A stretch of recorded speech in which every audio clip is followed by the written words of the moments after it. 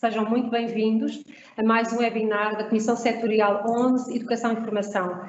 É com muito gosto que esta Casa da Qualidade, o Instituto Português da Qualidade, vos alberga a todos. É como se estivéssemos todos presentes nestes novos tempos, em que cada um nas suas casas ou nos seus locais de trabalho nos escutam e ouvem. É também com muito gosto que recebemos aqui os nossos oradores, a quem agradeço pessoalmente e a cada uma das instituições que representam e que melhor serão identificados em seguida, e dizer-vos que as comissões setoriais, como muitos de vós saberão, mas já agora a recordar, foram criadas no âmbito do Sistema Português da Qualidade e são promovidas e dinamizadas pelo Instituto Português da Qualidade. E nada melhor do que na véspera do Dia Mundial da Qualidade ter-vos aqui a falar de educação e formação e principalmente neste segundo webinar do ensino à distância na educação e formação, falarmos da abordagem pedagógica. É muito importante nós pensarmos em novas abordagens pedagógicas da qualidade, a qualidade na educação e uma qualidade vista em termos práticos e concretos que tenha frutos. E é para isso que nós cá estamos todos. Este é um segundo webinar, já tivemos um no dia 28 de outubro, iremos ter um outro, terceiro, dia 9 de dezembro, a que ainda vos convidamos para poderem assistir, com todo o gosto. E sejam bem-vindos mais uma vez. Esperemos que tenha frutos, que fiquem satisfeitos, coloquem as vossas perguntas e, mais uma vez, bom Dia da Qualidade amanhã, já celebrado hoje e durante todo este mês. Obrigada. Boa tarde a todos. Uma primeira palavra, uma vez que estou eu outra vez aqui presente, Rui Felipe Valente, coordenador da CS11, uma palavra para a engenheira Teresa Guimarães, que deveria estar aqui no meu lugar, mas que devido às contingências da situação que vivemos, foi completamente impossível estar presente connosco nesta sala. Mas os nossos cumprimentos e o nosso agradecimento à disponibilidade e boa vontade que sempre demonstrou. Uma segunda referência e agradecimento aos oradores e a toda a equipa, incluindo os colegas do IPQ e da coordenação da CS11, um agradecimento ao Conselho Diretivo, na pessoa da doutora Lídia Jacó, que nos recebeu aqui tão bem nestes dois webinars. Uma palavra também para os objetivos da CS11 e as linhas mestras que têm conduzido a sua ação. Este webinar, embora esteja centrado no ensino digital e em todas as repercussões que vamos tendo deste novo tempo, tem uma linha comum que será a questão dos ODS e, nomeadamente, a questão do ODS 4. O ODS 4 garantir o acesso à educação inclusiva, de qualidade e equitativa e promover oportunidades de aprendizagem ao longo da vida para todos. E não é por acaso que hoje, em simultâneo com esta sessão, está a ser apresentada uma plataforma, ODS local, uma iniciativa que tem a marca do professor João Ferrão. E, portanto, esta é a nossa linha condutora em termos de abordagem do ensino da qualidade, do ensino de qualidade e o ensino da qualidade. E, portanto, relacionando estas duas perspectivas da qualidade no ensino e na educação e formação. Umas recomendações importantes que já foram feitas no primeiro webinar e que têm a ver com, em primeiro lugar, a confirmação da vossa presença através da colocação da vossa indicação na parte de perguntas e respostas na plataforma. Segundo, a questão de pedir-vos para preencherem o questionário de avaliação através dos links que também vão ser colocados nas perguntas e respostas. E depois, uma última recomendação sobre a possibilidade de fazerem as vossas questões, apresentarem as vossas questões também na secção perguntas e respostas da plataforma. Nós faremos o registro e tentaremos responder, na medida do possível, às questões que forem colocadas. E, portanto, dando seguimento agora às duas primeiras participações, são dois oradores que vêm da ANCAP e eu vou passar a apresentá-los. O primeiro orador será o Pedro Gonçalves, o Dr. Pedro Gonçalves, que é licenciado em Ensino da Geografia pela Faculdade de Letras da Universidade de Lisboa. Em 2010 foi convidado para trabalhar na Agência Nacional para a Qualificação, atual ANQEP. A partir de 2015 começou a acompanhar a equipa de atualização do Sistema de Antecipação das Necessidades de Qualificação e integrou a equipa responsável pela implementação do ECAVET em Portugal, funções que continua a exercer, integrado no Departamento de Qualificação de Jovens.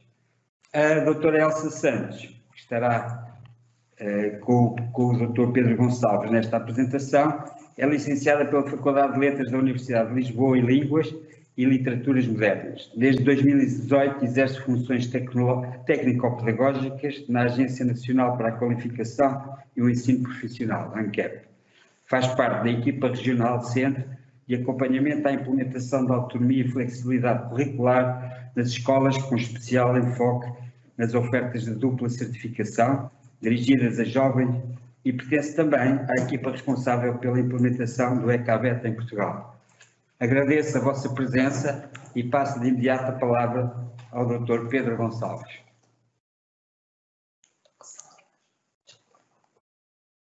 Olá, boa tarde.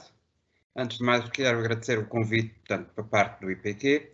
Quero desejar também uma boa tarde a todos os participantes nesta sala virtual e estou aqui para falar um bocadinho sobre, portanto, o ECAVET e com a nossa preocupação relativamente à questão da garantia da qualidade no ensino de dupla certificação, no caso concreto, portanto, falar essencialmente dos cursos profissionais. Trago aqui um pequeno, portanto, apresentação que procura mostrar como é que nós chegamos a este modelo de garantia da qualidade no âmbito do ensino profissional a partir do quadro europeu.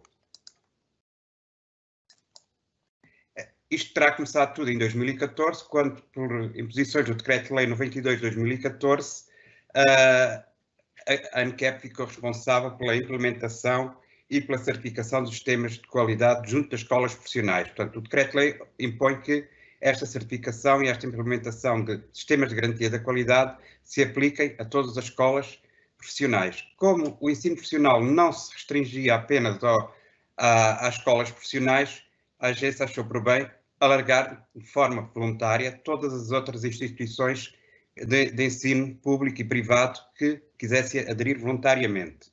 Depois, de 2015 a 2017, foi um trabalho exaustivo que não só de tentar perceber o que é que era pretendido com o quadro ECAVET, como é que o poderíamos adaptar ao nível, portanto, ao território nacional.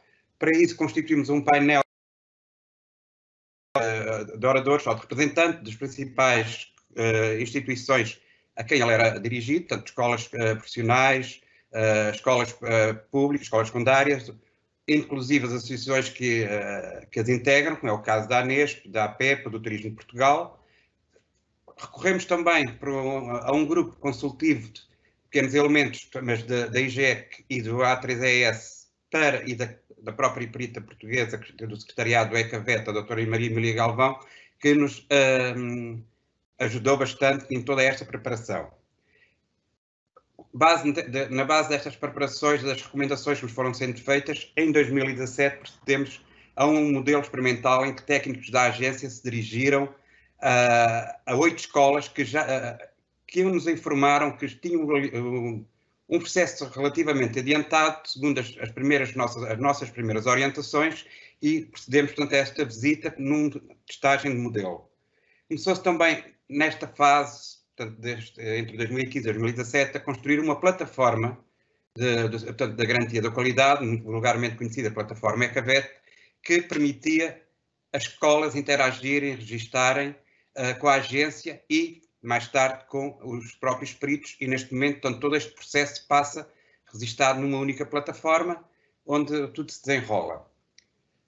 Começou-se também, nessa altura, a estabelecer protocolos com instituições do ensino superior para que fossem peritos, ou professores, ou investigadores do ensino superior que pudessem fazer estas verificações junto das escolas que assim o desejassem. Neste momento temos cerca de 35 instituições de onde são provenientes estes peritos que foram indicados, portanto, pelas próprias instituições e que tiveram junto de nós alguma formação, começando a primeira ainda em 2017. Esses mesmos peritos que participaram nessas formações foram-nos dando alguma ajuda, algumas recomendações de como tudo isto poderia ser feito. Em 2018-19 nós já tínhamos os nossos guias estabilizados, portanto criámos, houve claro sempre pequenos ajustes, mas portanto, como se processaria o modelo de alinhamento por parte das escolas, ou seja, o que é que as escolas deveriam fazer, o modelo também, portanto, um guia para o processo de verificação, que orienta os peritos nessa verificação junto das escolas, e depois até um guia para a própria plataforma. Participamos também com a ajuda do POCH, portanto há uma colaboração em que se consegue que haja um financiamento para as escolas junto do POCH poderem implementar esse sistema. Nesse ano de 2018-19 procedemos também inclusive à análise dessas candidaturas e começa a generalizar-se em 2019 essencialmente os processos de alinhamento nas escolas em geral, porque se inicialmente estava muito direcionado, ou era obrigatório para as escolas profissionais, todas as outras instituições eram voluntárias, tivemos pedidos de centros protocolares do IFP, de centros de formação da DGERT, do Turismo Portugal, algumas escolas secundárias, mas como não eram obrigadas, não havia assim uma adesão assim tão grande. Com esta questão do financiamento, principalmente da parte das escolas secundárias públicas e até dos estabelecimentos do ensino particular e cooperativo, houve uma grande adesão e neste momento, portanto, teremos muito mais escolas a implementar este alinhamento com os sistemas de garantia da qualidade. Ainda em 2019 foram atribuídos 3 selos, a CAVET. Em 2020 é quando fazemos um alargamento, processa-se mais formação, porque os peritos que tínhamos de trás, alguns até já tinham, ou deixaram pertencer à instituição, ou já não estavam disponíveis. Fizemos várias sessões de formação para peritos para permitir o alargamento da bolsa. Neste momento estarão ativos cerca de 180 peritos das tais 35 instituições, 205 terão feito formação, mas que nem todos estão disponíveis neste momento. E há, essencialmente, isto sim é o grande boom do ECAVET e do Sistema de Garantia da Qualidade, em que começa a haver, o alinhamento começa a estar concluído em muitas escolas, e à data de ontem, não será, portanto, à data de hoje, já que sei que já houve alguns números que mudaram, tínhamos 298 pedidos de verificação. Desses 298, certo é que 204 já têm até o selo atribuído. Ainda sobre este processo, portanto, temos aqui, quando falo em 35 instituições do ensino superior, isto abarca desde instituições do ensino público a ensino privado, como escolas superiores de educação, institutos politécnicos, universidades públicas, universidades privadas. Portanto, nós fizemos a convite a todas estas instituições, estas pessoas que assinaram o protocolo connosco, umas com mais peritos, outras com menos, mas que todas elas estão representadas no universo e dá para também ter assim, uma distribuição territorial a nível nacional destes peritos que se podem fazer a verificação e dirigir e deslocarem-se às escolas. Neste momento, tanto do universo de 500 escolas públicas e privadas, aproximadamente, porque como estas são as que muitas pediram financiamento, os centros protocolares do UFP e da DGERT, o Turismo Portugal, outras instituições que ofereçam ensino de dupla certificação para jovens, não estão tão condicionadas com o tempo, portanto não têm, nem tantas terão neste momento o processo tão adiantado. Portanto, destas 520, destas 500 escolas públicas e privadas, portanto, vamos considerar só o universo do Ministério da Educação, 420 terão pedido financiamento, outras não pediram porque até eram da região não elegível de Lisboa e do Algarve. 302, e agora aqui já até um número mais atualizado, já pediram a verificação, e dessas 204 já têm o selo atribuído. Destes 204 selos já atribuídos, que nos deixa, portanto, satisfeitos, 83% têm um selo ECAVET, ou seja, representa que a qualidade do ensino que eles ministram respeita, portanto, os princípios do quadro ECAVET. Este selo atribuído é um selo que, à partida, portanto, é válido por 3 anos. Só apenas 17% das escolas é que terão um selo condicionado a 1 ano. Isto significa que o processo está iniciado, está com algum andamento, mas ainda não está em condições de se poder dizer que está na sua plenitude. Então, passado 1 ano, eles deverão ter que fazer prova dos melhoramentos que, entretanto, e das recomendações que foram feitas. Esta tipologia, neste momento, destas escolas que têm selos, já das 204 escolas, portanto, está quase distribuído, 55% são escolas públicas, 45% são escolas privadas. Qual é que é concretamente, portanto, as finalidades do quadro europeu? Do quadro ECAVET. Do quadro ECAVET, portanto, ao partilhar entre os Estados-membros, portanto, ferramentas que permitem até medir esta qualidade do ensino, acaba por ter uma dupla finalidade. Por um lado, apoiar as autoridades e os operadores na monitorização e melhoria contínua dos sistemas de ofertas de ensino e formação profissional e potenciar até a atratividade do ensino profissional. Concretizar a convergência europeia, ou seja, através disto seja mais fácil haver mobilidade, quer de alunos, quer já de adultos, mais tarde, no espaço europeu. Portanto, por outro lado, e isso nós tentamos verificar no alinhamento, é que as instituições de formação e de educação e formação profissional adequem a sua oferta à procura, quer dos jovens, quer de adultos, uma vez que futuramente também poderá ser aplicado a cursos de dupla certificação de adultos, e dos empregadores. Portanto, tenta-se, por um lado, tanto que haja esta adequação da oferta e da procura. Por outro lado, tornar mais atrativas as ofertas de dupla certificação e possibilitar, portanto, uma maior empregabilidade e um prosseguimento de formação no ensino superior. Portanto, estas são algumas das finalidades. Os componentes do quadro europeu que nós, de início, tivemos começar a desbravar até chegar ao nosso modelo nacional, assentam essencialmente no ciclo da qualidade, portanto, com as suas 4 fases, do planeamento, da implementação, da avaliação e da revisão, baseado em critérios de qualidade que estão mesmo definidos no próprio quadro europeu e nos respectivos descritores. Para apoiar todo este quadro, a União Europeia terá criado 10 indicadores de referência que as escolas deveriam começar a recolher, muitas vezes já recolhido, umas das escolas, outras até mesmo os organismos nacionais. Nós, neste momento, para as escolas poderem começar a trabalhar de forma plausível, que não fosse tão complicado, selecionámos apenas 4 indicadores, que são os que as escolas, neste momento, são obrigadas a apresentar, se bem que elas, e a experiência tem-nos mostrado até dos processos já decorreram, mas 4 indicadores do quadro ECAVET, que é a taxas de conclusão, as taxas de colocação após conclusão dos cursos e o grau de satisfação dos empregadores, sendo que num destes casos temos, portanto, o grau de satisfação não só dos empregadores, mas também se estão a trabalhar ou não dentro da área, quando é na taxa de colocação, dentro ou não da área do curso ministrado.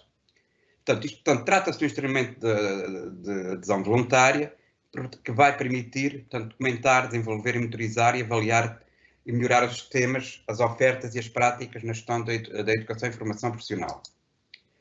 Para ajudar nesta situação, portanto, criou-se a tal plataforma ECAVET. Esta plataforma ECAVET tem uma componente pública que qualquer pessoa poderá consultar, onde aparecem vários documentos, onde está, portanto, muita da informação que permite conhecer, inclusive até os links para o quadro europeu e para toda a documentação que nós usamos.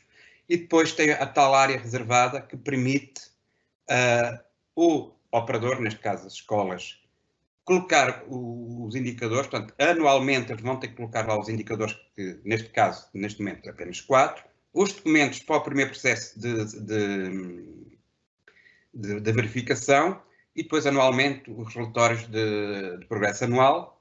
Os peritos é a partir desta plataforma que vão consultar os documentos da escola e onde eles depois vão submeter os relatórios após uma visita que eles fazem à escola, e a ANCAP é onde ela monitoriza, onde ela cria, portanto é um espaço de gestão da própria agência, que não só pode ver o que os operadores e os peritos trocam, mas como ela, como gestora, vai possibilitar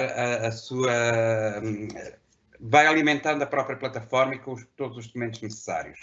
Esta plataforma, portanto, como eu disse, está situada neste sítio da garantia da qualidade, em que temos, portanto, a tal componente pública, em que se fala um bocadinho sobre o que é o ECAVET, as atividades que temos vindo a desenvolver, principalmente as mais recentes, a documentação de apoio, onde estão os referidos guias e PowerPoints e todos os documentos que podem interessar quer às escolas, quer aos peritos, perguntas frequentes que nos têm sucedido e que nos têm aparecido com alguma frequência e que nós vamos publicando aqui, e depois até os resultados, que neste momento ainda não, como estamos no início, ainda não temos um ano completo que permita começar a fixar resultados relativamente aos inquéritos.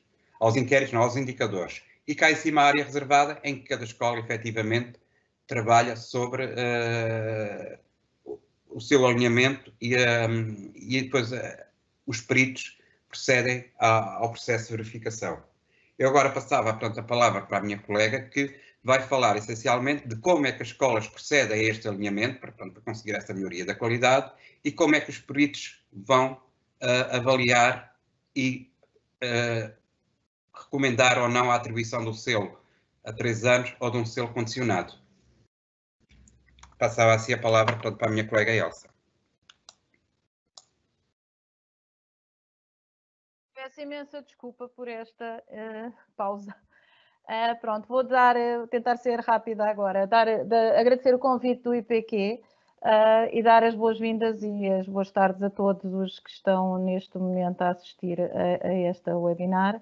E vou continuar a apresentação do Dr. Pedro Gonçalves.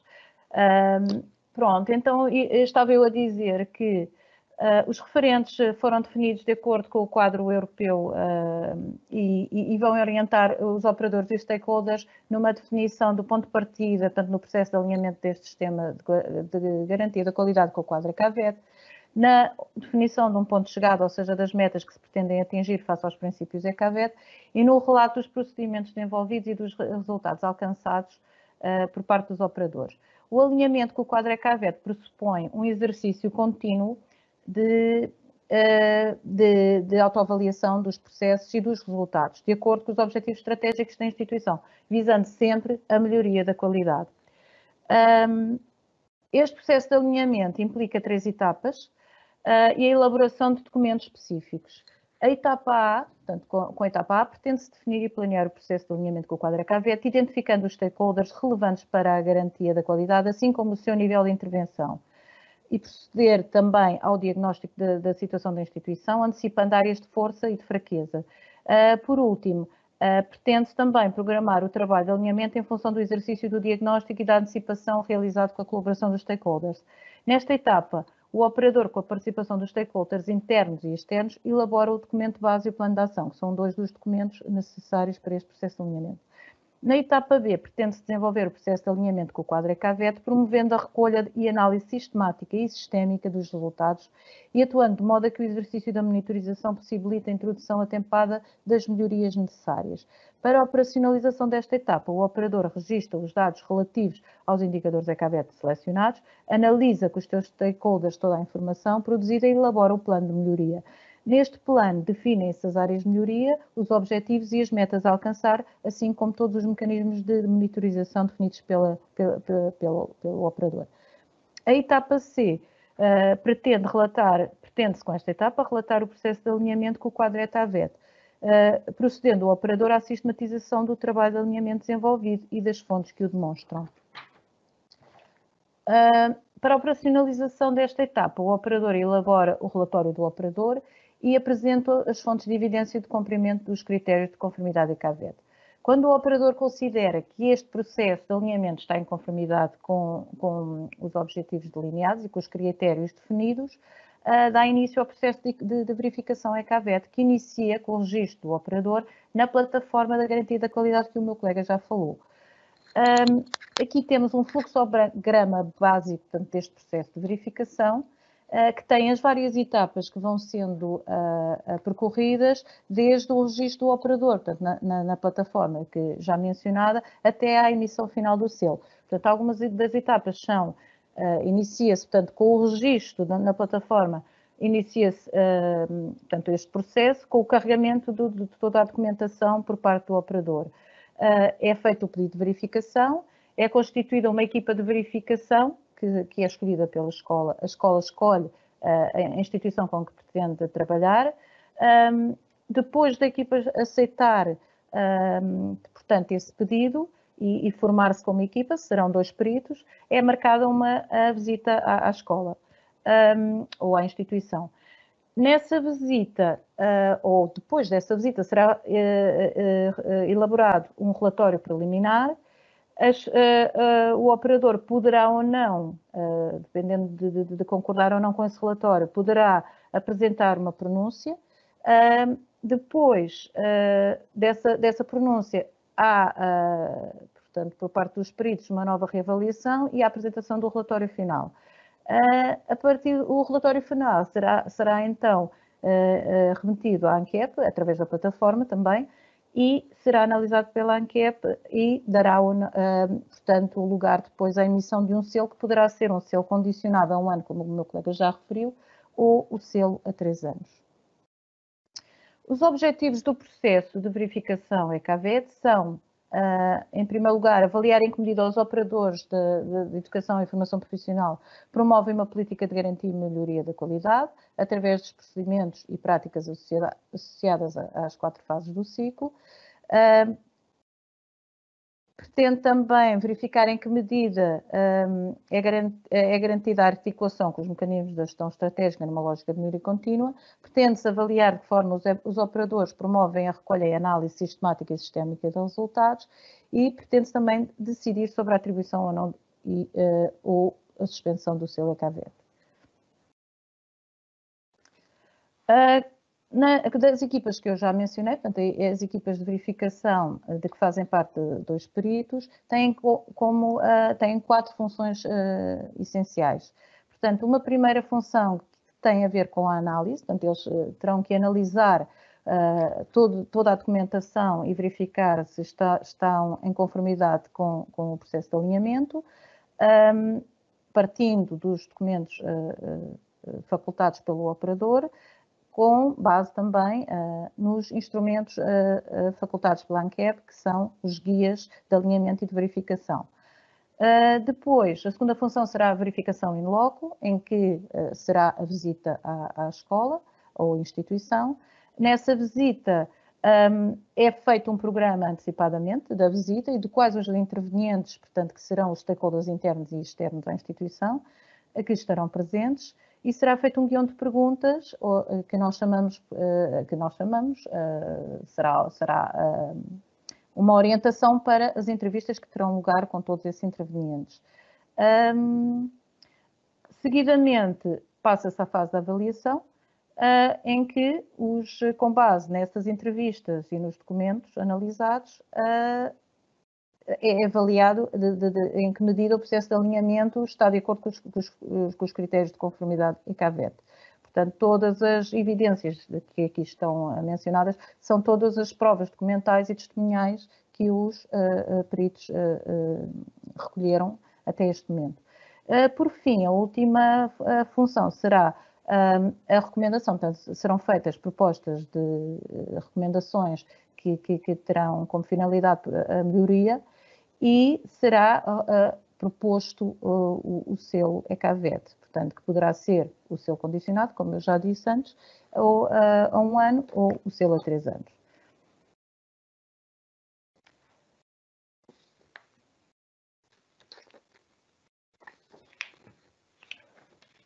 Para os peritos vão basear, portanto, esses relatórios com base em 6 critérios de conformidade que são definidos pela ANQEP, um para cada fase do ciclo da avaliação.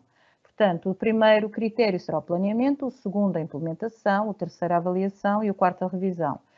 Há ainda dois critérios de natureza transversal, sendo um deles, portanto, o diálogo institucional para a melhoria contínua da oferta de educação e formação profissional, e o sexto, ou o segundo destes critérios transversais, a aplicação do ciclo de garantia e melhoria da qualidade da oferta de educação e formação profissional.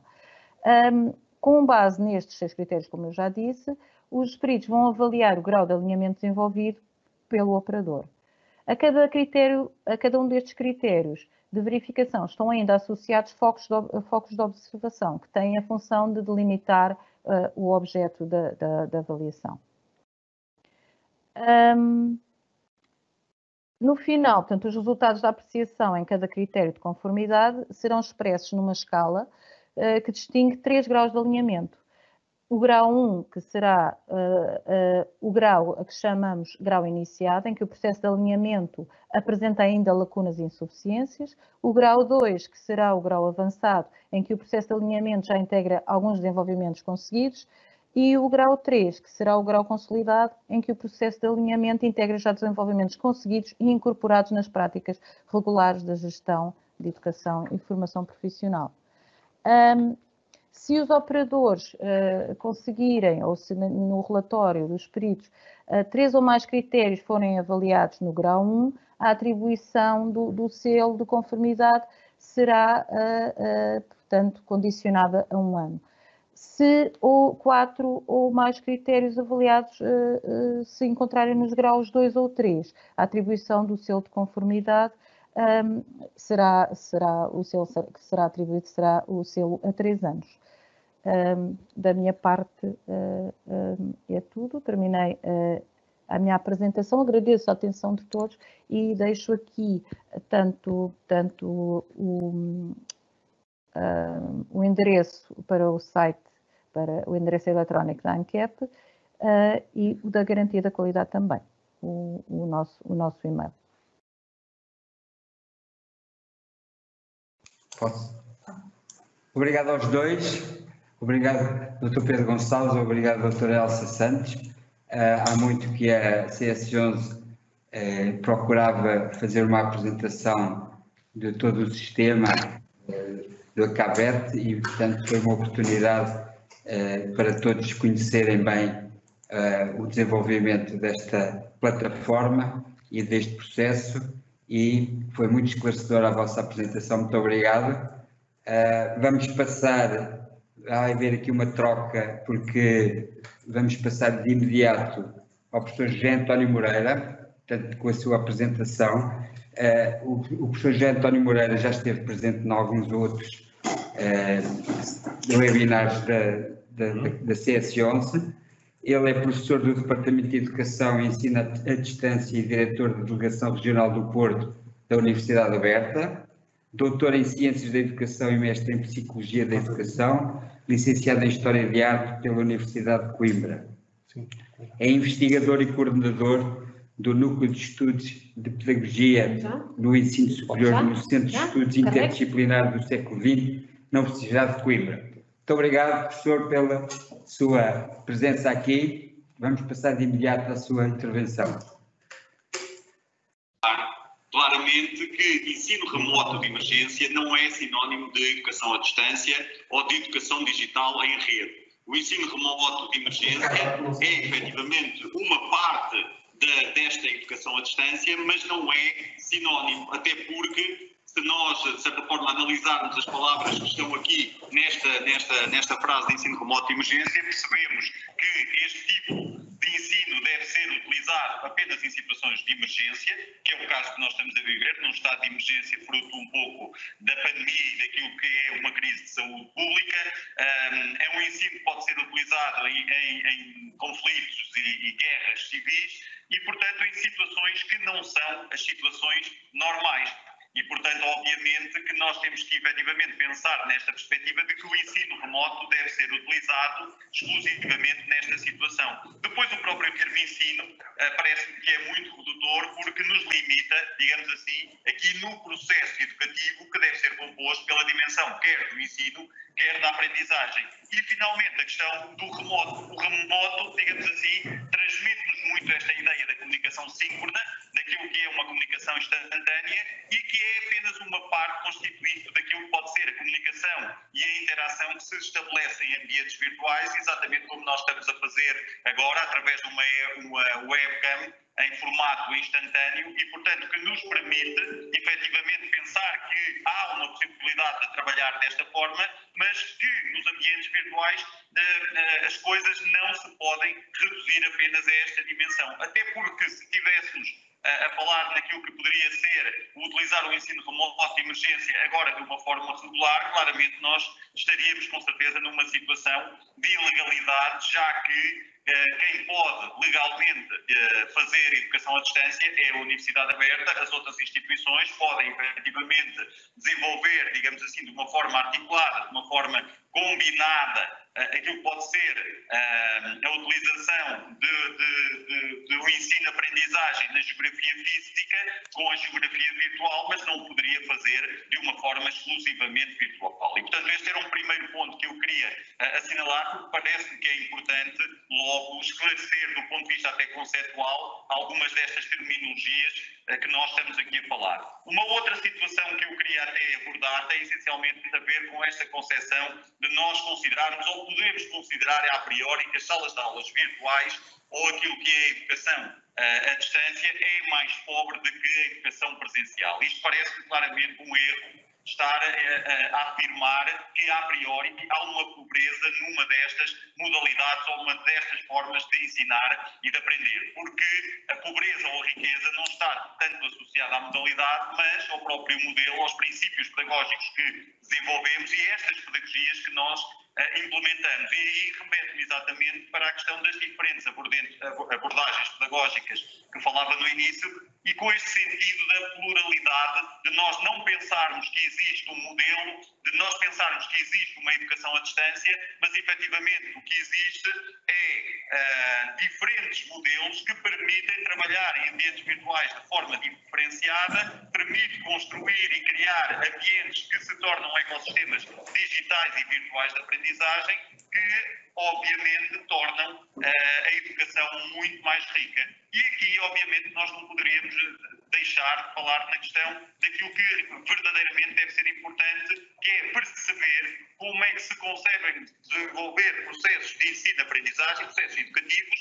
de qualidade, porque essa é que é a principal preocupação, e se a priori nós não conseguimos desenvolver uma educação em ambientes virtuais de qualidade, então nem deve ser considerada esta modalidade ou esta forma de atuação, já que não conseguimos garantir que haja essa mesma qualidade. E, portanto, este tipo de discurso, sinceramente, incomoda-me um pouco de colocar o registro nesta questão mais binária do que é melhor e do que é pior, quando nós, efetivamente, devemos tentar perceber como é que nós desenvolvemos esta educação de qualidade, independentemente daquilo que é a modalidade. E, portanto, é nesse sentido que, para mim, até não faz, digamos assim, e daí a necessidade de esclarecer esta questão até de conceitos e de terminologia, de perceber, por exemplo, que não existe, ou que não tem, do ponto de vista da literatura, não faz muito sentido falar em ensino presencial.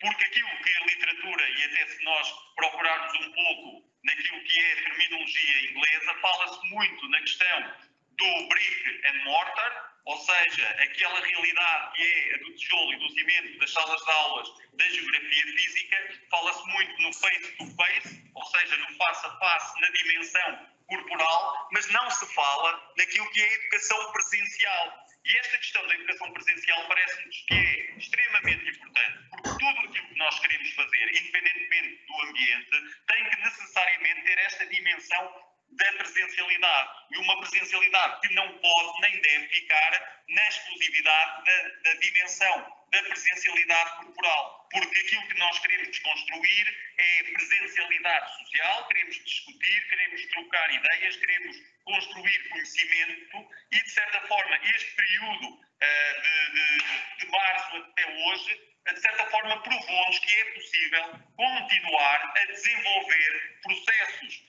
de comunicação através destas tecnologias digitais e que o conhecimento possa continuar a fluir, mas de uma forma diferente, porque os formatos e as tecnologias que nós estamos a utilizar são necessariamente diferentes. E, portanto, presencialidade social, com certeza, ela existe. Se ela não existisse, nós não estávamos aqui neste momento a conseguir uma presencialidade que se manifesta no digital, e por isso eu até costumo chamar de presencialidade digital, que tem que ter esta presencialidade e esta dimensão da presencialidade social, tem que ter esta dimensão da presencialidade cognitiva, desta discussão, desta troca de ideias, deste fluir de ideias, e tem que ter muitas vezes aquilo que é essencial para conseguir a proximidade é ter ambientes que sejam ricos do ponto de vista da construção e da criação de comunidades virtuais de aprendizagem, onde os formadores, os professores, os estudantes, os alunos consigam,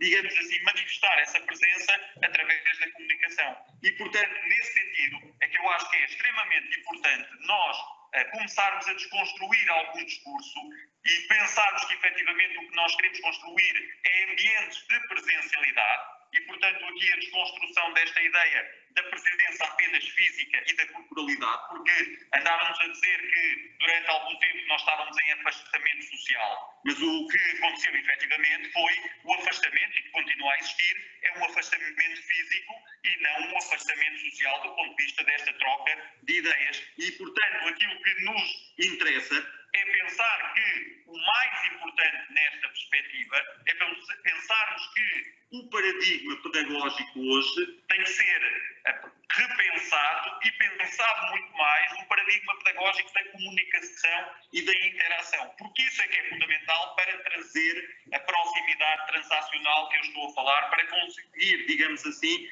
que os nossos alunos estejam presentes num momento em que, efetivamente, eles podem estar em determinadas situações distantes da própria distância da geografia física. Daí eu colocar muito a tónica e acentuar muito a ideia de que é importante nós fazermos uma distinção entre geografia física, entre uma geografia digital e uma geografia virtual, até porque necessariamente o virtual pode ter, digamos assim, em determinado contexto, um significado diferente do digital. Porque nós, quando entramos depois nesta questão das geografias, e nós vemos muito o discurso atualmente, está muito assente, e nos próprios documentos da Comissão Europeia, está muito assente nesta questão de ter uma educação digital. Existe um plano, inclusive em documentos que saíram muito recentemente, agora no mês passado, e mesmo em Portugal, fala-se muito na questão, sobretudo a nível do Ministério da Educação, na educação digital. E, portanto, também é importante perceber, efetivamente, o que é que representa esta educação digital. Porque a educação digital pode, efetivamente, ter duas dimensões diferentes. Pode haver uma educação digital enriquecida e, portanto, uma educação na geografia física enriquecida com tecnologias digitais dentro da sala de aula do tijolo e do cimento, e pode haver uma educação digital que é mediada por plataformas, que é mediada por ambientes, por, digamos assim, por sistemas de gestão de aprendizagem que nos remetem efetivamente para uma distância que deve ser exclusivamente geográfica e não uma distância a outros níveis. E, portanto, até desse ponto de vista, falarmos numa educação em ambientes virtuais, para mim, é falar numa educação sem distância, porque de facto nós conseguimos alcançar uma geografia física mundial. Eu não me interessa onde os meus alunos estão, onde os meus estudantes estão, eu não sei onde vocês neste momento estão, onde é que estão a participar, em que ponto do país ou fora do país, mas o facto é que o sinal digital tem esta capacidade de nos aproximar, porque existe, de facto, esta tecnologia que caiu em desuso sem utilizar o termo de tecnologia de comunicação e informação, mas se calhar estava na altura de nós pensarmos outra vez em recuperar este termo e aliá-lo à questão do próprio digital e falarmos em tecnologias de comunicação digital, porque, efetivamente, elas permitem que esta comunicação alcançar, de facto, aqui uma dimensão sem limites, sem fronteiras, sem espaços geográficos e, portanto, falar em educação à distância tem exatamente apenas a ver com esta distância que está na geografia, que não é sinónimo de empobrecimento daquilo que possa ser uma sala de aula virtual. Porque, como eu dizia também anteriormente, o importante depois é definir exatamente o modelo que nós queremos, o modelo pedagógico que nós queremos desenvolver nestes ambientes virtuais, percebendo que a definição desse modelo pode, efetivamente, criar interação, por exemplo, exclusivamente com os conteúdos e, portanto, há uma interação entre os recursos que estão disponibilizados numa plataforma, ou se nós colocarmos a tónica num modelo muito baseado na interação e na construção de comunidades virtuais de aprendizagem, necessariamente todos os ambientes, todas as salas de aula virtuais que forem criadas têm que necessariamente criar espaços de comunicação entre o professor com os estudantes, entre os estudantes com os seus pares e, portanto, tudo isto é que faz com que, efetivamente, a sala de aula virtual seja rica. E se nós pensarmos do ponto de vista clássico, o que é uma sala de aula rica? Uma sala de aula rica é exatamente esta, onde a interação acontece entre o professor e os alunos, não apenas de uma forma unidirecional, mas de uma forma bidirecional. E isso é que faz com que a sala de aula seja rica. Não é se ela é virtual ou se ela é da geografia física, mas sim um modelo que se cria para implementar o próprio processo educativo. E eu falo muitas vezes no processo educativo, não centrado no ensino, ou seja, não centrado no professor, não centrado na aprendizagem, ou seja, não centrado no aluno e no estudante, mas num processo centrado naquilo que possa ser a dimensão comunicacional e naquilo que é a comunicação entre o professor e o estudante, entre o estudante com o outro estudante, para construir essa comunidade. E, portanto, não se cria um centro estático, mas nesta ideia cria-se um centro dinâmico onde o professor pode efetivamente ocupar um lugar central e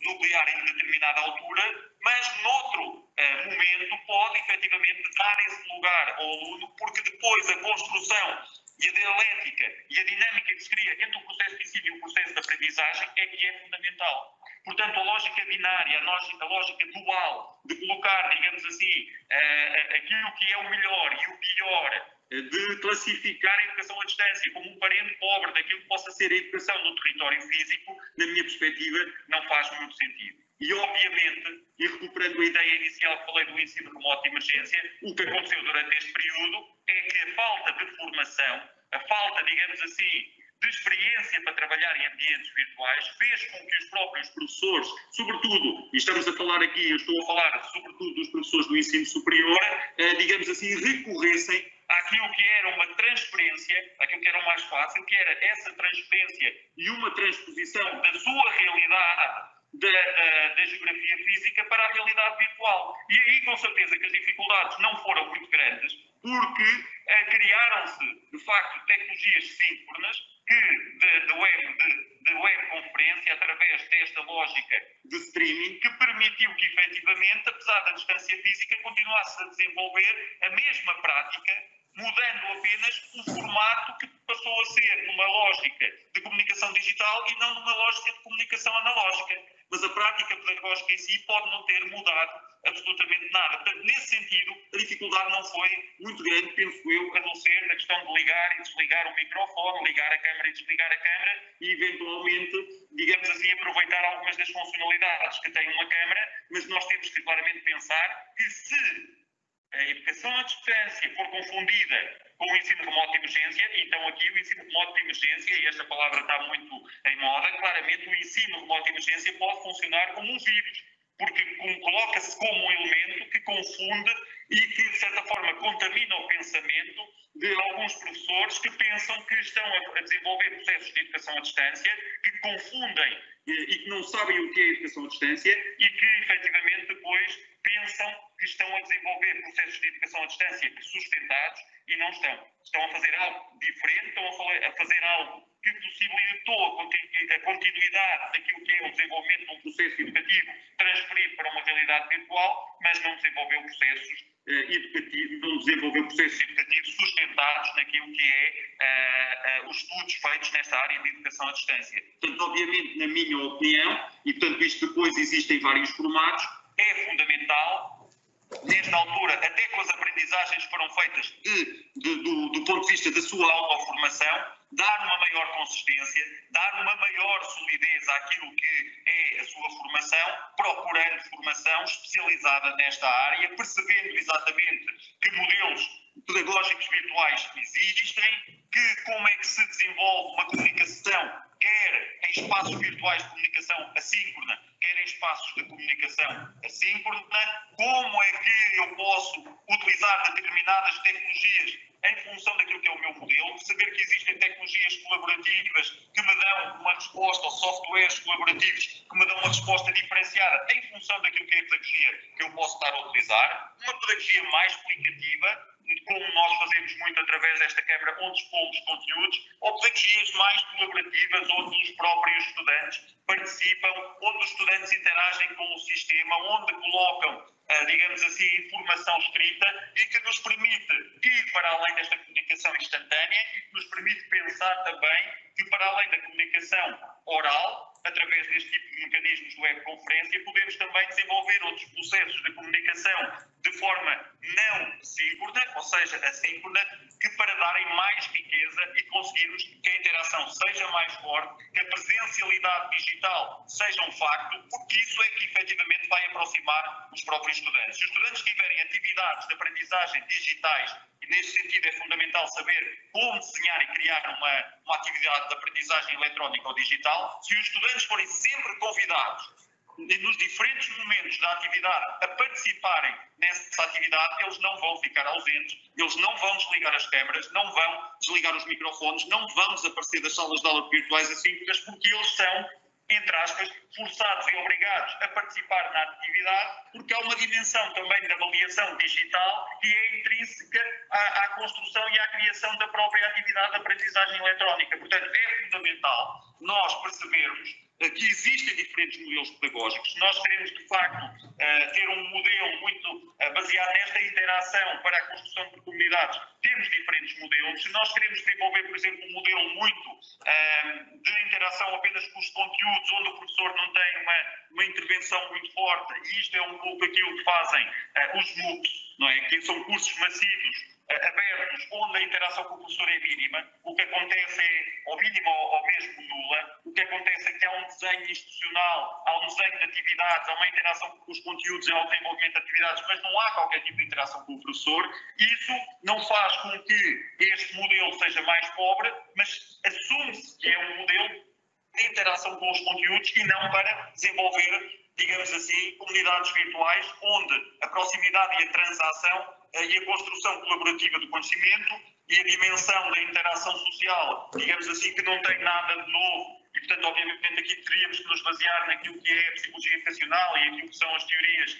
a este nível do construtivismo, piagetianas, de Vygotsky, da interação social. Portanto, todos estes, digamos assim, pensadores que, de certa forma, fazem com que a educação tenha hoje uma dimensão diferente, uma dimensão mais completa e não uma dimensão mais curta, e que haja uma necessidade até de recuperar tempo perdido nestes 6 meses, porque isso até não tem sentido. Porque claramente o que aconteceu aqui foi a diferença e o repensar os próprios processos educativos e, portanto, esta experiência, esta aprendizagem que foi feita durante este período tem que ser incorporada na realidade até pré-pandémica e percebermos efetivamente que podem existir depois 3 formas de atuação do ponto de vista da criação de ambientes. Podemos continuar em ambientes perfeitamente analógicos, como era um pouco a matriz daquilo que existia anteriormente. Portanto, se calhar não estávamos a viver assim numa era tão digital, se calhar estávamos a viver alguns numa era mais analógica, outros numa era mais digital, ou numa era de transição analógica ou digital, e, portanto, que trabalhavam em ambientes analógicos, nos ambientes físicos. Os outros que agora, durante esta dimensão, começaram e foram forçados a entrar nos ambientes virtuais,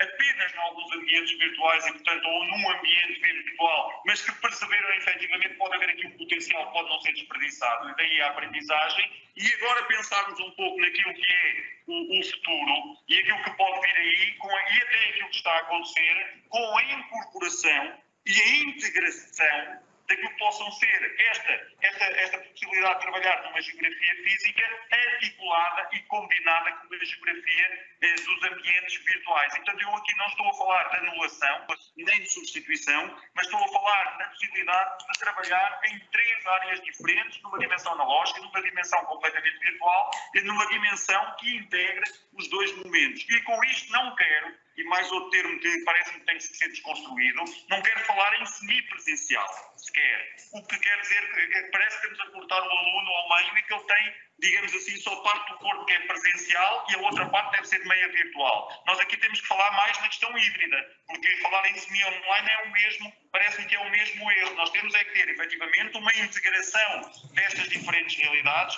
que nem se perceba que há integração, que não existe, digamos assim, uma pobreza ou uma riqueza, mas que existe um diferencial de integração que vai buscar o melhor das diferentes realidades. O melhor das diferentes realidades é que terá, com certeza, uma realidade mais rica. E, portanto, não existe uma, digamos assim, volto a falar nesse aspecto e penso que estou já no meu tempo. Eu penso que tinha cerca de 20 minutos a 25 para fazer esta exposição e acho que já estou na hora, mas queria efetivamente sublinhar esta ideia para terminar até esta minha intervenção inicial, da necessidade clara de repensar todos estes conceitos, estes que eu fui falando, daquilo que nós falamos quando falamos de ensino à distância ou falamos do ensino presencial, nesta questão do semipresencial, e temos que começar aqui a incorporar uma nova terminologia com esta questão da educação digital, de nos, digamos assim, prepararmos para a docência digital, uma docência digital que pode ser no território físico, mas dentro, digamos assim, com tecnologias digitais,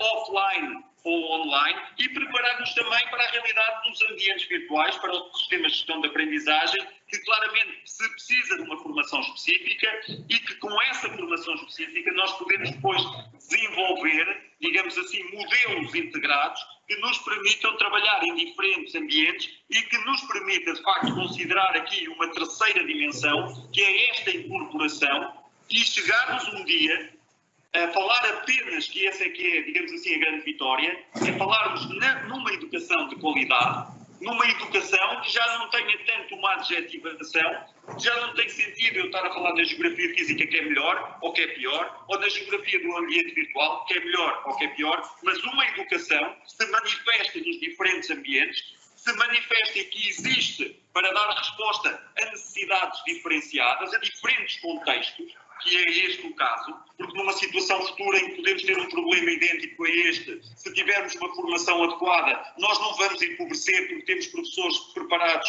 para atuar de uma forma adequada e com qualidade nos ambientes virtuais, e é isso que nós temos que efetivamente pensar, que um professor que tenha, digamos assim, a competência digital, que tenha uma competência pedagógica ou digital, uma competência pedagógica para trabalhar em ambientes virtuais, será um professor mais completo no sentido de conseguir responder a tudo isto que nós estamos aqui a discutir e que consiga efetivamente, com as tecnologias e com o sinal digital, digamos assim, é o fundamental para desenvolver estes processos, do ponto de vista daquilo que é a parte mais material. Se nós tivermos estas condições e infraestruturas preparadas para desenvolver esse processo, então aí sim temos a obrigação de fazer um uso pedagógico desta tecnologia, perceber que é mais importante do que tratar a tecnologia como uma ferramenta ou como um mero instrumento. A própria tecnologia é a criadora de ambientes que nos permitem efetivamente reconfigurar a nossa realidade e aquilo que pode ser uma educação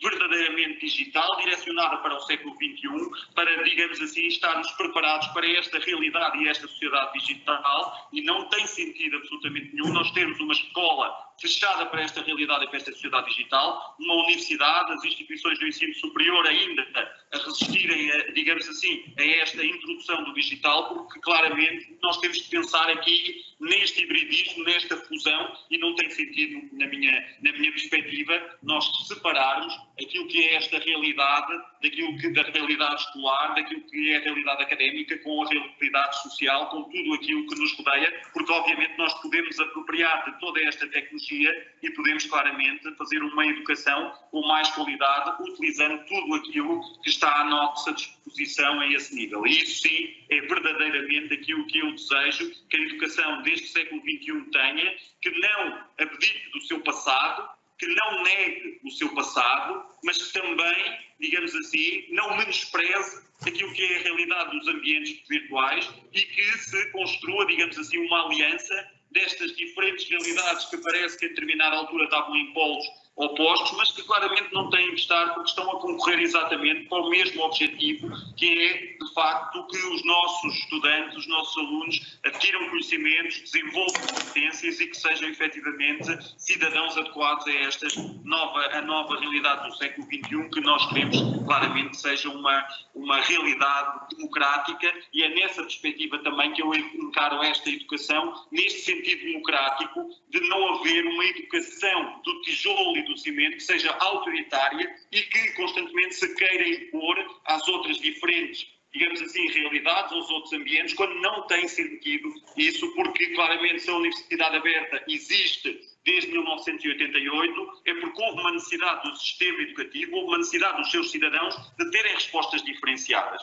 E, portanto, aqui não tem sentido nós estarmos a dizer que vamos ocupar o espaço, digamos assim, de outras instituições. Pelo contrário, tem que haver um diálogo, tem que se perceber que, efetivamente, estamos todos unidos em função do mesmo objetivo, que é, efetivamente, tornar a nossa educação com mais qualidade, e é nessa perspectiva e é nesse sentido que tem sido também um pouco o meu discurso, e a minha investigação tem sido muito no domínio da pedagogia do ensino superior, desta forma verdadeiramente inclusiva, não é? Não colocando, digamos assim, ou fazendo da pedagogia magistral, digamos assim, algo completamente ultrapassado ou algo que já não interessa, mas perspectivando efetivamente como é que se podem integrar estas diferentes realidades e, portanto, construindo uma educação mais híbrida, uma educação mais rica, uma educação fundamentalmente de qualidade.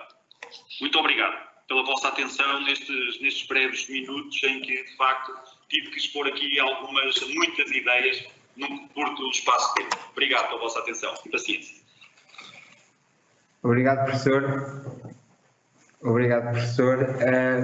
É sempre muito clara a sua intervenção quando fala destas questões do digital no ensino, e principalmente conseguimos perceber perfeitamente que a escola e os seus atores têm que estar completamente integrados no modelo de aprendizagem com esta vertente digital, e tanto quanto a própria sociedade. E, portanto, se temos estas ferramentas há tanto tempo, e como diz, a Universidade Aberta está há 32 anos a trabalhar esta área, nós temos todas as condições para fazer esta integração e cumprir integralmente até o ODS número 4, com a equidade e a abertura que queremos para o ensino e a qualidade do ensino.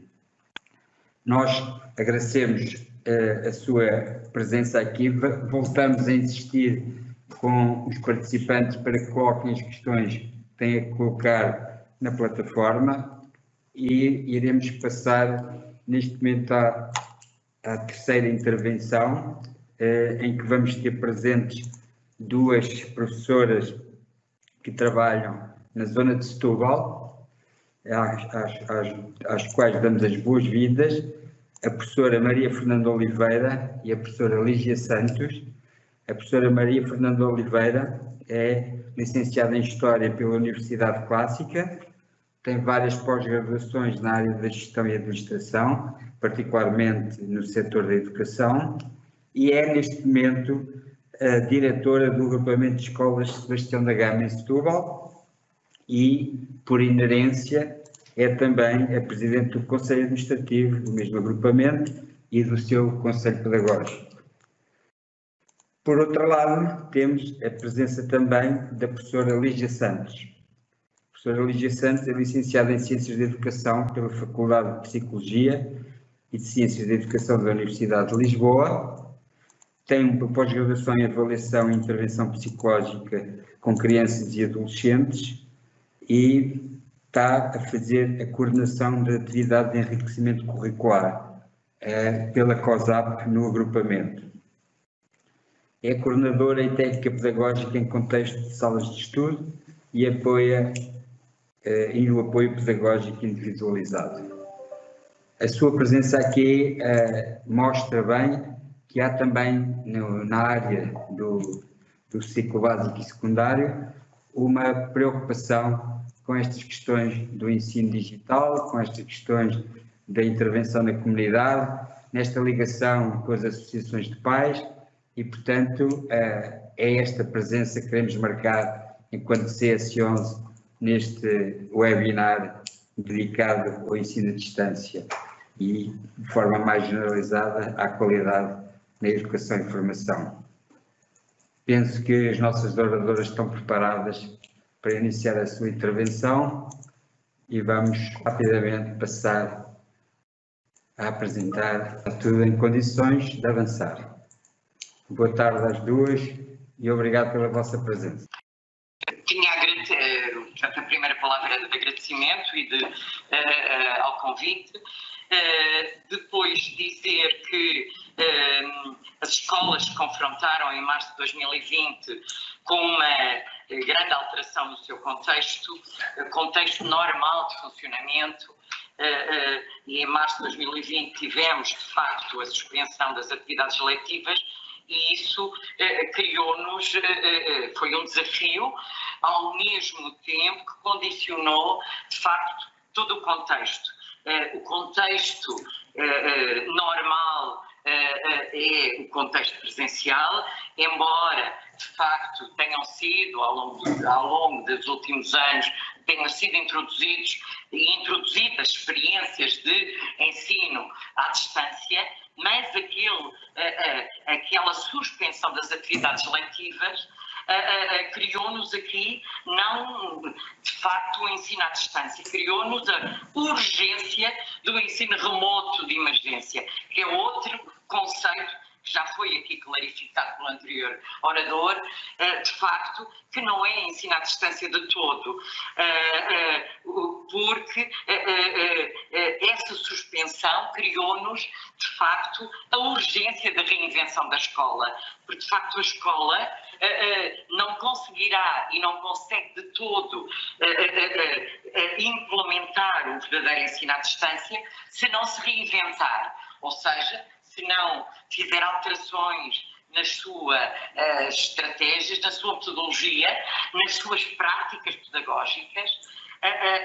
Obviamente que o instrumento, que são as tecnologias e as várias tecnologias, ou as várias plataformas que pode adotar, são apenas um meio, mas a exigência de facto que em cada contexto nos criou foi a exigência da reinvenção da escola, de repensar da avaliação dos alunos, o repensar das estratégias, o repensar das práticas. E, portanto, o primeiro passo teve que ser no terceiro período, no segundo período, no final do segundo período, quando de facto o decreto de suspensão das atividades letivas nos chegou, tivemos que fazer adaptações apenas. E a urgência foi criar no terceiro período um verdadeiro plano de ensino à distância, um plano com uma estrutura técnica e uma plataforma única de comunicação que permitisse, para todos os níveis e ciclos de ensino, criar um meio para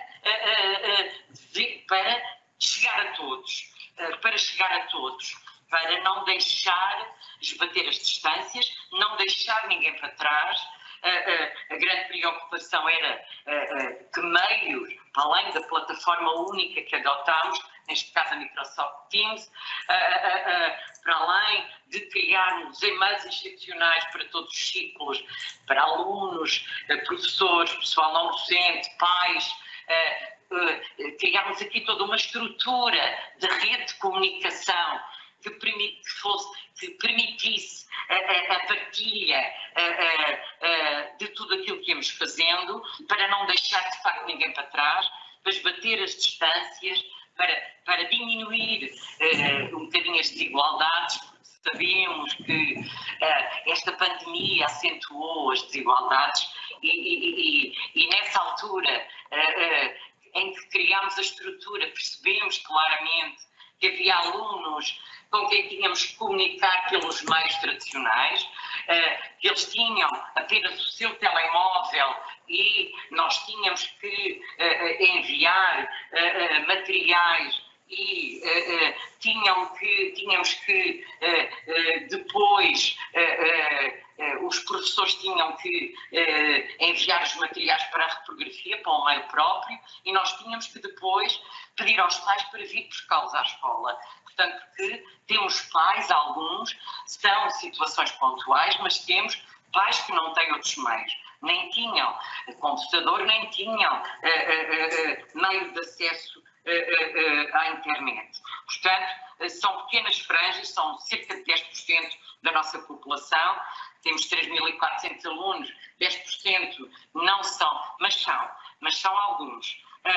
Portanto, nós tivemos que utilizar, por um lado, uma plataforma única, mas tivemos também que manter alguns meios tradicionais de de ligação com aqueles pais, com aquelas famílias mais vulneráveis, com aquelas famílias com necessidades e com desigualdades sociais, e, portanto, para essas nós utilizamos, os professores mandavam uma vez por semana os materiais, nós imprimíamos no meio próprio e os pais vinham levantar à escola uma vez por semana. Portanto, e depois vinham trazer os trabalhos depois de feitos. Portanto, mandámos guiões, mandámos vários tipos de materiais. E, portanto, as 4 grandes perguntas quando dessa alteração de contexto foi como chegar a todos, como esbater as distâncias, como diminuir as desigualdades de acesso e que meios utilizar. Portanto, este nosso plano de ensino à distância que fizemos no 3º período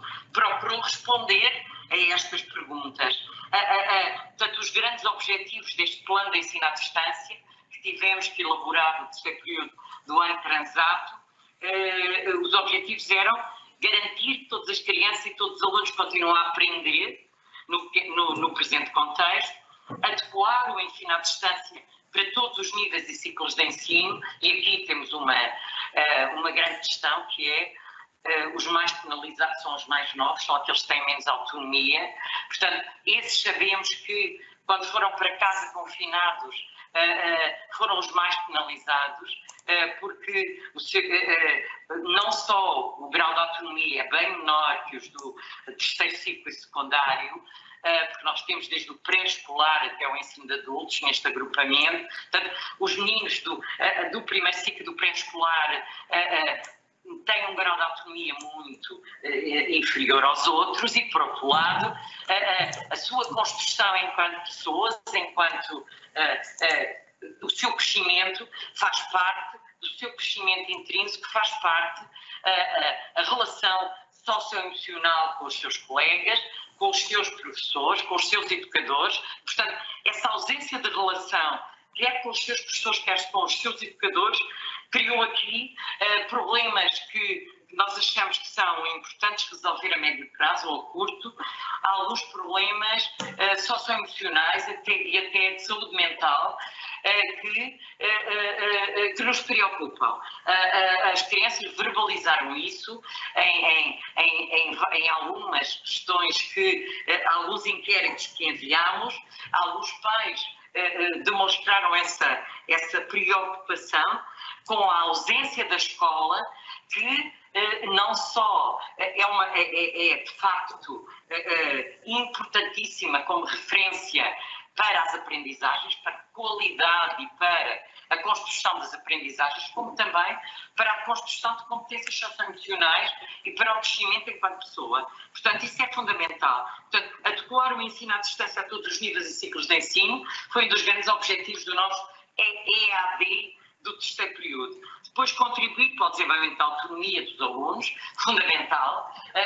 Cada vez mais este desafio do ensino à distância nos cria aqui a necessidade de repensar estratégias de promover mais a autonomia dos alunos, promover mais a sua proatividade e a sua participação e a sua autonomia. Fomentar o trabalho colaborativo também foi outro objetivo deste plano. Este plano fez com que se criasse mais redes de trabalho colaborativo, quer entre professores, quer até entre alunos. Os momentos assíncronos que tivemos, que os alunos tiveram, permitiram-nos também criar entre eles redes. Os guiões que os professores enviaram de trabalho permitiam que eles criassem entre eles redes também de colaboração. Portanto, este fomento do trabalho colaborativo, não só entre professores, como também entre alunos, e entre professores e alunos também, é um dos objetivos deste plano. Depois, este plano também nos permitiu aproximar-nos mais das famílias e criar aqui uma rede também de maior proximidade e maior colaboração.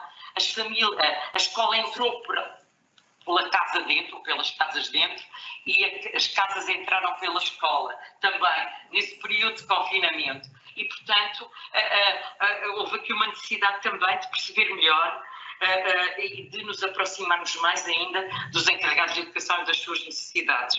É um trabalho ainda em construção, mas o e-mail institucional que criámos para os educandos permitiu-nos também estreitar mais a comunicação com os encarregados de educação. Depois, outro grande objetivo foi envolver a comunidade escolar toda neste repensar outra forma de escola e outras formas de escola. Portanto, todas estas estratégias definidas no plano procuraram dar resposta àquilo que é um documento fundamental que está em vigor desde há 2 anos para cá, que é o perfil dos alunos à saída da escolaridade obrigatória e são as aprendizagens essenciais.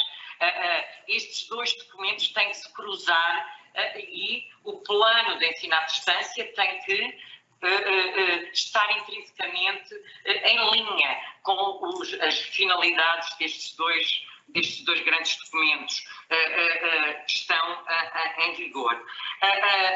Portanto, as estratégias utilizadas, de facto, no nosso plano passaram, então, pela criação dos tais e-mails institucionais, pela definição de uma única plataforma de comunicação, pela criação de diversos tutoriais de apoio para os utilizadores, alunos, pais, professores. Temos uma equipa técnica ainda hoje em permanência, constituída não só por docentes do grupo de informática, como também por alunos dos cursos profissionais de informática. Isto foi uma grande mais-valia. Esta equipa técnica suporta esta implementação do plano EAD neste agrupamento, tem sido uma mais-valia fantástica. Eles criaram não só o mail próprio estamosone@aesgama.pt, como também criaram um conjunto de ferramentas de helpdesk que praticamente 24 horas, para além dos tutoriais de apoio que se criaram para a utilização destas ferramentas e desta plataforma, estavam praticamente 24 horas para apoiar os utilizadores. Depois, este plano permitiu, como eu disse, fomentar o trabalho colaborativo, porque de facto dentro da plataforma criaram-se as mais variadas equipas de trabalho, portanto do Teams foram sendo criadas nas várias estruturas, várias equipas de trabalho que partilham de facto entre si e refletem em conjunto e de facto isso tem permitido melhorar esta intervenção. No momento atual, essa experiência do ano letivo passado tem-se vindo a revelar prestigiosíssima. Porquê? Porque nós temos casos pontuais de alunos que estão em isolamento profilático ou alguns que de fora para dentro testaram positivo e nós estamos a aplicar neste momento em que o país vive esta situação ainda muito de pandemia, estamos a aplicar todo este plano e estamos a melhorar dia a dia essa aplicação. Neste momento temos turmas que estão metade em casa, metade aqui, professores, alguns estão em casa, outros estão cá, do mesmo conselho de turma ou de diferentes conselhos de turma, e portanto estas ferramentas criadas o ano passado têm-nos permitido agora, de facto, dinamizar estas estratégias e consolidar estas estratégias iniciadas o ano passado. Constrangimentos destas mudanças que se têm vindo a sentir e a aplicar desde o ano passado. Temos, obviamente, algumas resistências à mudança, quer da parte de pessoal docente, quer da parte de alunos, quer da parte de encarregados de educação, obviamente. Porquê? Porque, de facto, a escola, a instituição, estrutura e a instituição escola tem alguma dificuldade na mudança, não é? De paradigma. E a aplicação do verdadeiro ensino à distância exige uma mudança de paradigma da escola e, portanto, essa mudança não se faz abruptamente, faz construindo um caminho. E é esse caminho que estamos a tentar construir. Portanto, mas mesmo assim tivemos uma grande surpresa, temos a grande maioria dos professores acima dos 55 anos, como sabem, a nível nacional é assim, e aqui também. Os professores demonstraram uma grande capacidade de adaptação. Mas é evidente que temos algumas resistências e, sobretudo, naquilo que é a pedra de toque desta mudança, que é também como avaliar a ensino à distância, não é? Como avaliar a ensino à distância. As pessoas precisam de formação, de mais formação nesta área, precisam de reolhar para os critérios específicos de avaliação e estão a fazê-lo.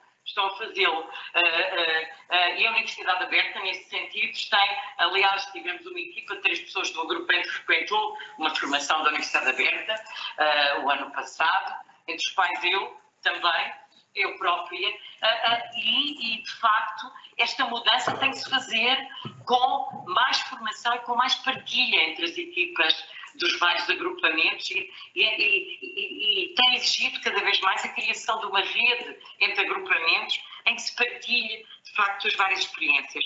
Depois, por outro lado, outro constrangimento é, obviamente, termos diferentes patamares de utilizadores das tecnologias. Temos pessoas que estavam muito habituadas a utilizar as novas tecnologias, temos outros que, obviamente, com um grau muito menor de utilização e, portanto, esse foi outro constrangimento e, por isso, esta equipa técnica foi acompanhando e nós pedimos ao Centro de Formação também, e estão muitos inscritos também, a informação a este nível. Depois, e sabemos que a nível nacional vai decorrer, e temos, agora há uma formação de formadores, já houve, sobre esta questão da transição digital e desta implementação de facto do ensino à distância e do modelo de ensino à distância e de facto sabemos que agora, a partir desses formadores de vários agrupamentos, entre os quais temos aqui 3 que frequentaram essa formação nacional, agora vão ter que multiplicar essa formação para os outros utilizadores. Outro constrangimento é, de facto, que verificámos foi, por uma questão de segurança, a maior parte alguns professores, eu não diria a maior parte, mas diria alguns, de facto, a concepção de que bastava transpor uma aula tradicional para o figurino de ensino à distância. E não é isso, não pode ser.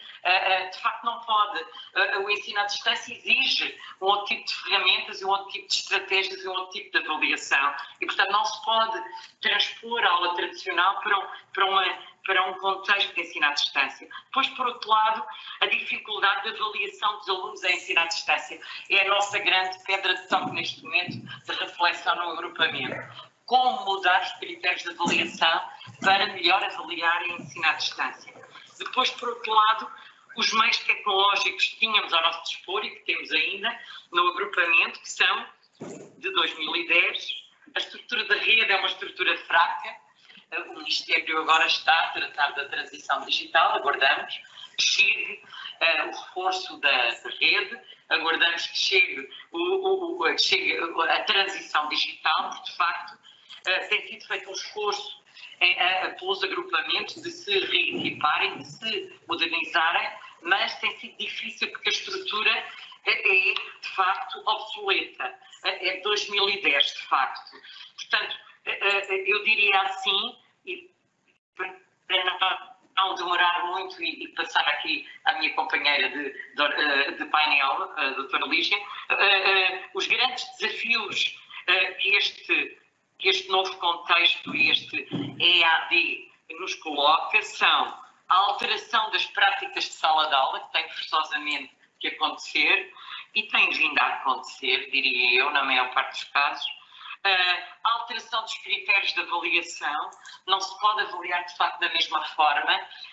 Depois a promoção do trabalho colaborativo, a urgência da promoção do trabalho colaborativo, quer entre professores, quer entre professores alunos, quer entre alunos entre si. Depois a urgência da formação em ensino à distância, os professores e as equipas precisam de mais formação. De facto, não é uma questão de meios, é uma questão de perspectivar as finalidades e a alteração das práticas, de facto, e de um modelo, ou de vários modelos de ensino à distância. Depois, por outro lado, o desafio da mudança de paradigma, claro, que culmina nisto tudo. Este caminho que as escolas têm vindo a fazer nos últimos anos de construção de uma maior autonomia e flexibilidade curricular, eu diria que culminou nesta primeiro o ensino remoto de emergência e depois agora repensar tudo à luz da necessidade de termos aqui, se calhar, um modelo e-learning ou um modelo e-learning que possa ser adaptado às diversas circunstâncias e à diversidade dos contextos que temos hoje em dia, não é? Muito obrigada a todos e eu passaria a palavra à doutora Lígia. Boa tarde, agradecer então o convite que foi endereçado, agradecer também à professora Fernanda por me receber aqui no seu espaço e contextualizar um bocadinho aqui o projeto da ZAEC neste agrupamento antes de passar à parte dos desafios do ensino à distância.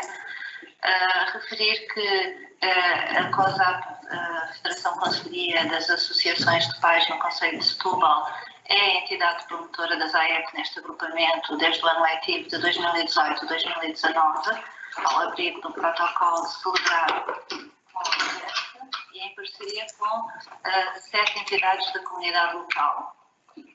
São 4 escolas do primeiro ciclo do agrupamento, cerca de 700 alunos e neste momento trabalhamos com cerca de 26 técnicos. Em termos de oferta da AEC, temos atividades físico-desportivas, atividades musicais, atividades lúdico-criativas e clube das emoções. Neste momento pós-pandemia, o clube das emoções requer alguma atenção, como a professora Fernanda focou há bocadinho. Sentimos que as crianças, a nível aqui da experiência que tiveram em contexto de pandemia, precisam de trabalhar bastante esta parte emocional. Iniciámos o ano passado com o primeiro período e o segundo período em regime presencial. Quando passámos para a fase de ensino à distância, surgiram novos desafios, alguns deles já focados pela professora Fernanda, nomeadamente a necessidade de empreender novos percursos na atual situação de pandemia, em articulação com o agrupamento de escolas, implementar novas formas de trabalhar em contexto de AEC à distância, pensar o que poderíamos fazer que fosse motivante para as crianças, que conseguisse que as crianças à distância aderissem às atividades propostas. Ao mesmo tempo, pretendíamos dar continuidade ao trabalho desenvolvido e aos nossos objetivos para a AEC que tinham sido propostos no início do ano letivo. Portanto, havia aqui o desafio. A nossa ideia era como é que vamos trabalhar a AEC à distância e como é que vamos conseguir que as crianças participem e essa participação também nos chegue de alguma forma. Logo no início houve um pedido da direção do agrupamento, que foi o apoio à escola de acolhimento.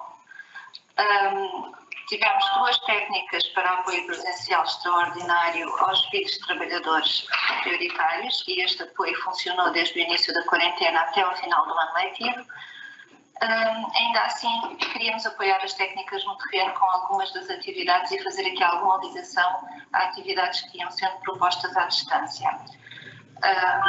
Foi necessária uma grande adaptação a este contexto de mudança por parte das técnicas que estavam no terreno, mas ao mesmo tempo vimos aqui uma oportunidade de alavancar o trabalho que ia ser proposto à distância. De acordo com o agrupamento e com aqueles meios tecnológicos de que dispunham, foi-nos dada a abertura para apresentar atividades que iam, primeiro começaram por ser quinzenais. Assim que os técnicos entraram nesta dinâmica de propor atividades à distância, foi possível aumentar a frequência. E os técnicos, alguns deles aderiram bastante bem e resultaram propostas de trabalho interessantes nas várias AEC, naquela oferta que eu referi inicialmente. Conseguimos ter atividades na área das atividades lúdico-criativas, na área do clube das emoções, na área das atividades físico-desportivas e mesmo na área das atividades musicais. Os técnicos preparavam a atividade. No início ainda estavam muito presos ao formato de papel, mas com a continuidade percebemos que para chegar às crianças o formato de vídeo era muito mais atraente. A partir daí, as atividades passaram a ser disponibilizadas à comunidade educativa na página do próprio agrupamento, e isto foi um fator essencial para que as coisas corressem bem, foi esta abertura do agrupamento e os meios tecnológicos. E a COSAC criou também uma página no YouTube, onde eram disponibilizados os vídeos e, através do site do agrupamento, fazíamos chegar então os links para as atividades. As atividades acumularam-se e nós percebemos que tínhamos ali um banco de recursos aberto, que poderia ser utilizado mesmo pelas técnicas que estavam no terreno, na escola onde estavam a fazer o apoio presencial, e que poderia ser usado por qualquer pessoa da comunidade educativa, porque realmente estava disponível, nomeadamente noutros, ou em situação de sala de aula, ou noutras AECs em regime presencial, e acabámos por usar, ainda este ano estamos a recorrer a algumas das atividades deste banco de recursos aberto. Está lá, existe e funciona como partilha de boas práticas. Nós depois vamos partilhar com a organização a apresentação que tínhamos preparada e que por motivos técnicos não conseguimos apresentar aqui, mas nessa apresentação podem aceder aos links e este banco de recursos aberto também. No desafio de chegarmos a todas as crianças, estávamos conscientes desde o início que por motivos havia os constrangimentos de nem todas as famílias e crianças terem acesso aos meios tecnológicos, mas era no momento a oportunidade que tínhamos e foi aquela que abarcámos e conseguimos avançar, mas estávamos a disponibilizar as atividades e havia a questão: como é que nós sabemos que as crianças estão a aderir? Foi feita aqui a divulgação através dos coordenadores de escola e dos professores titulares de turma, que faziam chegar aos encarregados de educação por mail, mas nós queríamos saber até que ponto é que as crianças estavam a aderir às atividades, até que ponto é que estavam estavam motivadas para participar. Então surgiu a ideia de criar atividades transversais a várias AEC, e que se traduzissem em propostas de trabalho para as crianças, propostas de atividades que pudessem realizar de acordo com a sua área de motivação.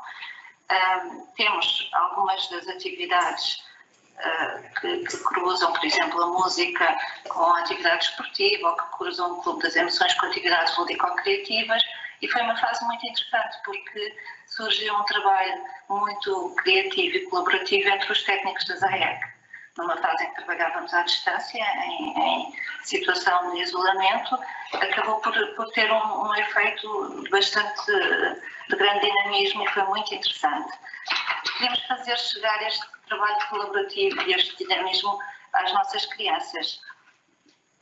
Tivemos várias atividades que pedíamos aos alunos que enviassem, por exemplo, um áudio, ou que enviassem um desenho, ou que enviassem fotos do trabalho que realizaram no âmbito da atividade, e no meio destas atividades houve duas que se destacaram. Uma delas foi o hino das AEC, que começou a ser criado em regime presencial, mas não tinha sido finalizado, e com a ajuda dos técnicos construímos o que faltava do hino, pedimos ajuda às crianças e às famílias para participarem na construção da letra e depois a cantar o hino. Portanto, o produto final do hino resulta numa versão em que temos crianças a cantar, temos alguns encarregados de educação, temos os técnicos e o IN transmite uma mensagem de esperança. Portanto, foi uma atividade bastante interessante e que também está disponível na página do agrupamento.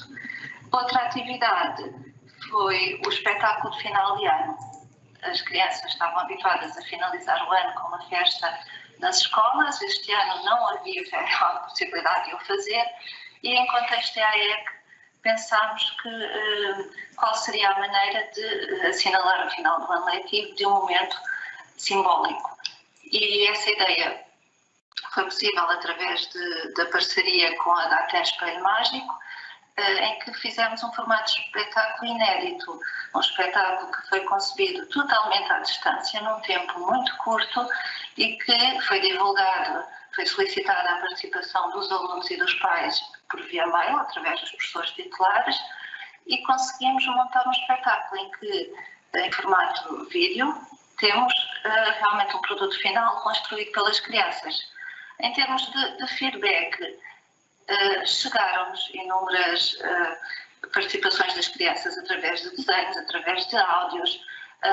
Mesmo no espetáculo de final de ano nós já não tínhamos condições para receber mais inscrições, mas elas continuavam a chegar e foi muito gratificante ver que realmente estávamos a trabalhar à distância numa fase inicial a apalpar terreno, porque não sabíamos como fazê-lo, estávamos a dar os primeiros passos. Mas quando este feedback das crianças, estas participações nos começaram a chegar, realmente foi muito gratificante e foi muito bom ver que as crianças e as famílias estavam lá e estavam então a participar. Aqui desafios é realmente como chegar a todas as crianças, como fazer aqui a parte das atividades de enriquecimento curricular, estas propostas chegarem a todos e não só a alguns. Isto, neste momento, é o que continuamos a sentir e vai de encontro aos desafios que a professora Fernanda falou há bocadinho. Mas tem sido um caminho que tem vindo a ser percorrido em conjunto, um caminho de aprendizagem, de desafios e cá estaremos para ir fazendo cada dia o melhor possível. Convido-vos, assim que possível, a ouvirem o nosso hino, porque tencionava partilhá-lo com os ouvintes, não vai ser possível neste momento. Mas, como digo, na apresentação os links estão disponibilizados. Só antes de terminar, dizer que o trabalho desenvolvido em contexto de AEC à distância foi reconhecido não só em Conselho Geral do Agrupamento, mas também foi reconhecido com os selos da Escola Amiga da Criança, tanto nas atividades transversais, como no apoio à escola de acolhimento e o banco de recursos aberto. Foram os 3 projetos distinguidos com o selo da Escola Amiga da Criança, o que muito nos encheu de orgulho, foi uma honra. Portanto, agradeço a vossa atenção e damos para isso. Obrigado. Obrigado, professora Lígia Santos. Uma vez que temos alguns condicionalismos em relação à questão das perguntas, eu vou aproveitar a oportunidade, agradecendo também a vossa participação, para lhe colocar uma questão, que é uma questão que eu acho que é bastante querida à própria CS11, uma vez que na CS11 estão representados todos os setores da educação e da formação. Qual é a importância, e inclusivamente os pais também estão na CS11, qual é a importância desta interação entre todos os atores do sistema educativo, seja a nível do ensino superior, do ensino básico e secundário, da colaboração dos pais, da presença da formação profissional? Qual é a importância desta interação que em Setúbal parece estar sempre muito presente? Portanto, eu colocava esta questão para vocês as duas e agradecer também a vossa participação. As nossas apresentações, mas conseguimos transmitir aquilo que era o que sentíamos sobre esta enquadrada temática deste webinar. Muito obrigada. Eu vou colocar uma questão às duas, que tem a ver com algo que é bastante importante e querido à CS11, que é a integração e o trabalho conjunto das várias instituições ligadas à formação e à educação e à formação, desculpem, e tem, que é quando assistimos a alguma apresentação vinda de Setúbal, percebemos perfeitamente que há aí uma colaboração muito forte entre a COSAP, o ensino superior, o ensino básico e secundário e até a formação profissional. E, portanto, o que eu pergunto é a importância desta integração no vosso trabalho na comunidade e no distrito de Setúbal. Sim, é de facto crucial essas parcerias alargadas e essa integração de todos os intervenientes, digamos, comunitários na área da educação e formação, sejam eles quais forem. É fundamental e cada vez mais importantíssimo nesta fase de, como eu disse, de mudança de paradigma, não é? Estamos, de facto, numa fase de mudança de paradigma, não é? Uma fase que se vem a acentuar de alguns anos para cá, mas que se tornou mais crucial, de facto, nesta fase de pandemia. Portanto, é fundamental haver aqui uma ação integrada de todos os intervenientes comunitários na educação e na formação. E nós aqui em Setúbal, e nos vários agrupamentos isso acontece, os diretores estão representados no Conselho Municipal de Educação e têm também, estão representados a nível da Comissão Permanente do Conselho Municipal e efetivamente estão também representadas todas as entidades ligadas à educação e à formação e o fomento da interação entre estas várias entidades redunda num aumento da qualidade das aprendizagens, que é isso que nós pretendemos. Aumento da qualidade das aprendizagens e que haja um todo coerente entre o percurso escolar de cada criança e aluno desde o início do seu percurso até ao final, ao longo da vida, incluindo a aprendizagem ao longo da vida. E, portanto, acho que no mundo em mudança, e em mudança acelerada, não pode deixar de haver este fomento desta parceria, este trabalho colaborativo ativo entre as várias entidades. E isso tem acontecido aqui em Setúbal e, sobretudo, acentuou-se no último ano, exatamente por causa desta questão também da pandemia, não é? E depois também, com a publicação da autonomia e flexibilidade curricular, do Decreto-Lei 54 e 55, com o aumento, de facto, das margens de autonomia e flexibilidade dos agrupamentos, depois a própria, todas as entidades ligadas à educação e formação têm feito uma leitura conjunta de todos esses documentos legais e mais do que isso, tem-nos ajudado, tem-nos refletido em conjunto sobre os vários caminhos possíveis. Porque agora tem que se encontrar vários caminhos, não há um único, são vários. Adequados a cada contexto, mas vários caminhos de mudança. E, portanto, isso tem sido fundamental, essas parcerias. Não sei se respondeu. Ok, não, obrigado, acho que respondeu. Agradeço mais uma vez a vossa participação. Havia aqui ainda uma questão para o Dr. Pedro Gonçalves. Foi eventualmente um lapso da nossa parte não ter explicado o que é o ECAVET e também não houve na apresentação uma definição melhor do que é o ECAVET e houve quem da assistência perguntasse o que é exatamente o ECAVET, que é o acrónimo do European Quality Assurance Reference Framework for Vocational Education and Training, mas eu pedi ao Dr. Pedro Gonçalves que explicasse melhor isso, faz favor. Está sem som. Só pode ligar o som. Obrigada. Já me está a ouvir? Pronto. Eu peço desculpa, pronto, por não ter feito esta ligação ao tema e ao ECAVET, pronto, passou muito despercebida e, se calhar, com um bocadinho desta ansiedade ou do tempo, não haver esta explicação. Pronto, o ECAVET, portanto, é a ANCAP, portanto, foi encarregue em Portugal de acompanhar as escolas na implementação de sistemas de garantia da qualidade, neste caso, sistemas de garantia da qualidade dentro do quadro europeu do ECAVET, não só de acompanhar as escolas a implementar, como depois certificar os sistemas de qualidade dessas escolas.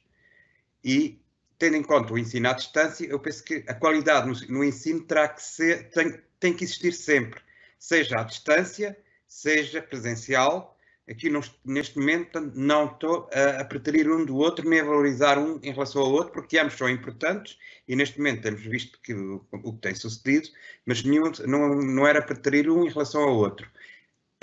O ECAVET aqui, ou o Sistema de Garantia da Qualidade, vai ser importante porque escolas certificadas, escolas em que implementaram essa melhoria contínua, porque o ECAVET é essencialmente essa procura de uma melhoria contínua, de planear, implementar, rever e, portanto, avaliar e rever. Portanto, esta melhoria contínua é o que o ECAVET pretende. Portanto, aqui eu penso, portanto, que pode ser encontrar esta relação entre o ECAVET e o ensino à distância ou não à distância. O que interessa é que as escolas pratiquem boas práticas de ensino. Por outro lado, se calhar podia ter explorado um bocadinho mais a questão de que todo este sistema se baseia muito também à distância. As escolas vão preparando o seu alinhamento com o acompanhamento que nós fomos fazendo, maior parte das vezes à distância. A maioria do nosso acompanhamento foi toda à distância, fosse telefonicamente, fosse por e-mail. Fizemos alguns encontros, recebemos algumas escolas, chegámos a visitar algumas escolas, mas eu diria que é uma percentagem muito pequena dentro do que é à distância e do que é presencial. Depois, tudo da escola recolhe os dados, cria os documentos que são obrigatórios, depois, quer antes do alinhamento, quer no final do alinhamento, portanto, o documento base, o plano de ação e o relatório do operador, é submetido numa plataforma. A escola não tem que se dirigir, não tem que estar a enviar documentos físicos, nada. É submetido numa plataforma, é através da plataforma que é solicitado os peritos veem os documentos, interagem, marcam visita, prepara-se tudo dentro da plataforma e, no fim, é através da plataforma que os peritos lançam os relatórios, o relatório final, que é quer o preliminar, quer o final, e é aí que a agência depois vai verificar as recomendações, vai ver a avaliação que cada perito fez, também na plataforma, e é na plataforma que é emitido o selo ECAVET, independentemente de a durabilidade, seja há 3 anos ou há 1 ano. Portanto, é tudo feito, eu diria, à distância. A única coisa que é presencial é a visita, é um dia, mas mesmo nestas situações da pandemia, de início, havia algumas marcadas logo em março, abril, e até já havia outras para atrás que se conseguiram ocorrer, mas as de março e abril inicialmente foram canceladas, porque nós não sabíamos como é que isto iria continuar e que as escolas continuavam fechadas, fosse a hipótese delas começarem a ser feitas à distância. Algumas foram feitas à distância. Neste momento, o que se permite, principalmente, é que não seja obrigatório, porque ele vai ter vários painéis que os peritos deveriam portanto, contactar, de entrevistar, de colocar questões, porque eles, ao lerem os documentos, vai-lhes sugerir dúvidas, vão querer procurar evidências. Portanto, alguns desses elementos poderão estar à distância.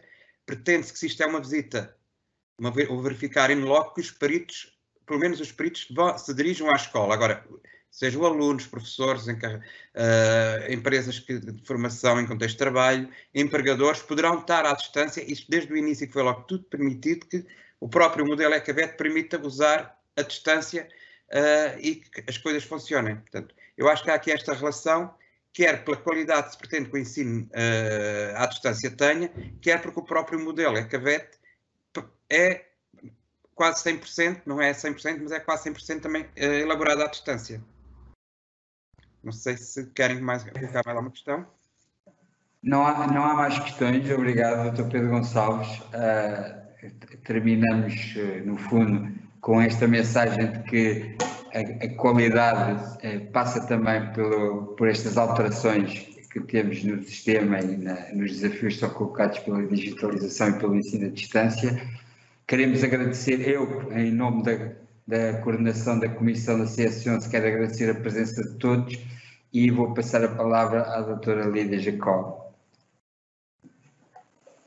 Olá de novo, mais uma vez. Espero que tenha sido gratificante para cada um de vós estarem a assistir a este webinar. Pedimos desculpa por algumas interferências sonoras, de imagem, mas isso é algo que faz parte da vida. Tal e qual como no regime presencial também às vezes há alguns contratempos, igualmente também no regime digital temos esses contratempos e nós estamos a navegar muitas vezes à vista. E não podia deixar de agradecer mais uma vez a todos os oradores e às respectivas instituições que representam. Foi de facto muitíssimo bom ouvi-los. É sempre estimulante porque vamos sempre com novas ideias e é um trabalho que é interessante porque é construtivo em comunidade e gostei muito de ouvir a muitos dos oradores o trabalho colaborativo, o trabalho comunitário, o trabalho de comunidade. Nós também aqui somos uma comunidade. E por isso agradeço mais uma vez ao Presidente da CS11 estar aqui connosco e termos podido fazer este webinar em conjunto e em agregação aqui de esforços com toda a equipa multidisciplinar do nosso Instituto Português da Qualidade, sem a qual era impossível estarmos aqui com esforços de várias áreas.